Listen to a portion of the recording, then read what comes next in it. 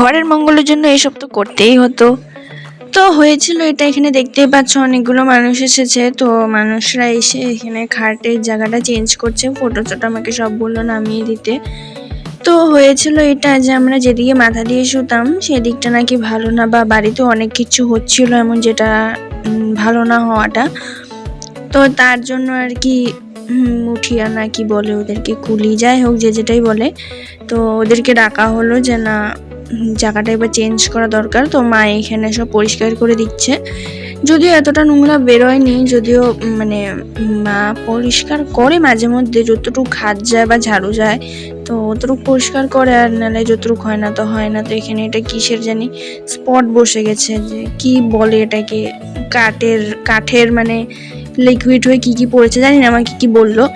তো গডরেজটা ওদিকে দিয়ে যাচ্ছে, গডরেজটা ওদিকে নিলে এদিকের খাটটা এদিকে ঢুকে যাবে, এদিকেও গডরেজের পার্টটা খুলতে অনেকটাই প্রবলেম হয়। দেখাবো আমি পরে যে কেন প্রবলেম হয়, আমি মানে বুঝিয়ে দেব। তো এখানে তো মানে এতটা ভারী এটা, ওরাই বলছিল মানে এতটা ভারী, মানে বিছানা যতটুকু ভারী নয় গোদরেজটা অতটাই ভারী। তো এখানে মা আবার এই জায়গাগুলোও পরিষ্কার করে নিচ্ছে। তো এবার ওরা খাটটাও এদিকে নিয়ে যাবে। অনেক দিন ধরে ভাবছিল যে না এবার খাটটা নেওয়া হোক, বাট সুযোগ হচ্ছিল না। তো ফাইনালি গুয়াহাটি থেকে এসে না ভেবেই নিল, আমরা তো কালকে এসেছি তো আজকে ঠিক করে নিল, কারণ অনেক কিছুই হচ্ছিল। তো থাক সেগুলো আর নাই বললাম কি হচ্ছিল। তো এখানে মানে দেখছে আর কি যে কতটুকু কোথায় নেবে। তো প্রথমে বলেছিল কাঠের এই পার্ট মানে দেওয়ালের এই পার্ট পর্যন্ত রাখবে, তখন আবার বলছে যে না পিছের দিকে অনেকটা জায়গা রয়ে যাবে। কি আবার আমাদের ওয়ালটা একটু তেরা, মানে আমাদের বাড়িটা একটু তেরা, জানি না আমি এরকম কেন হলো, মানে বুঝিয়ে হয়তো আমি বলতে পারছি না। এদিকে দেখবে যে খাটটা সোজা রাখলে সাইডে অনেকটা জায়গা রয়ে গেছে, ওদিকে আগের দিকে একটু চিপা, কিন্তু এদিক দিকে অনেকটাই ফাঁকা রয়ে গেছে। আই থিঙ্ক ভিডিওতে উঠেনি জায়গাটা, হ্যাঁ যে উঠেছে, দেখেছো খাটটা তেরা রয়েছে। যাই হোক ওরা তো এখানে এখনো রয়েছে, মানে খাটটা মানে ব্যবস্থা করতে পারছে না, এদিকে জায়গা ওদিকে জায়গা, এদিকে আমাদের মানে সোফা রয়েছে, এদিকে তো খাটের নিচের অবস্থাটা দেখো কি রকম ভাবে ধুলো পড়েছে। এই যে মা দেখো এখন আবার পরিষ্কার করে নিচ্ছে। তো ওরা চলে গিয়েছে, ঠিক মতনই ভাবে রেখে চলে দিয়েছে। দেওয়ালের এপারেই রাখেনি, দেওয়ালের ভিতরেই লাগিয়ে দিয়েছে ডিরেক্ট।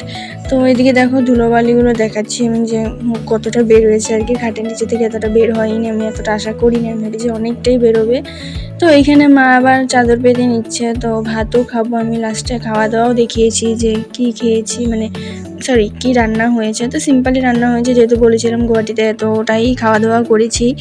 তো পেটটা আর কি খারাপ হয়েছে তোমাদের তো বলেছিলাম। তো সাইডে এখানে গোপি চলছে, তো আমি এটাই দেখিয়ে দিলাম। তো যেটা বলছিলাম গুয়াহাটিতে আর কি অনেকটাই রিচ খাওয়ার হয়ে গেছে, তো মানে সহ্য করতে পারিনি আমার পেটে।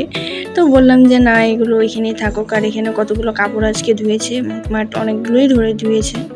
তো এখানে এগুলো ভাঁজ করে এখানে সোফাতে রাখা হলো। আর এই যে ফাইনাল লুকটা আমি এখানে এখন দেখিয়ে দেবো। হাঁপিয়ে গেলাম একসাথে কথা বলতে বলতে। এই জায়গাগুলো সেমই রয়েছে, টিভির নিচে যেহেতু এইখানের বক্সটা আছে তো এটা সরানো যাবে না, ব্ল্যাক শোকেসটাও এখানে রয়েছে। এই জায়গাটা একদিকে সুবিধা হয়েছে, এই পার্টটা খোলা যাবে, কারণ এটা যখন ওদিকে ছিল এই সোফাটা এদিকে মানে হ্যাঁ এই সাইডে ছিল, তো এই পার্টটা খোলা যেত না। তো এটা এখন এদিকে রয়ে গেছে, আর পার্টটাও খোলা যাবে। আর এই সোফাটা তো আরেক সাইডে ছিল, এটাও এখন এখানে ঢুকে গেছে, আর এখানে অনেকটা স্পেস রয়েছে। আর ফটো ফ্রেমটা আবার জায়গাতে লাগিয়ে দিলাম পুতুলটাকে ওই সাইডে নিয়ে। তো এই রুমটা তো এরকমই, এখন নতুন তো এখন ভালো লাগবেই। আর বলেছি মাকে যে দেখো এই রুমটাও যদি একটু, তিনটাই জিনিস আছে এপার থেকে ওপার যদি করা যায়, তো মা বললো যে না থাক এটা এরকমই থাকুক। তো এদিকে রান্না বান্নাগুলো আমি একবার দেখিয়ে দিই। এটা হচ্ছে কি বলে এটাকে, শুটকির চাটনি করেছে। ক্যামেরাতে ব্ল্যাক আসছে বাট ব্ল্যাক হয়নি। আর এটা কিসের ডাল আমি জানি না, বাট এটা ডাল। আর এটা হচ্ছে একটু লোটে মাছ ছিল, তো এটা লোটে মাছ। That's it, tata.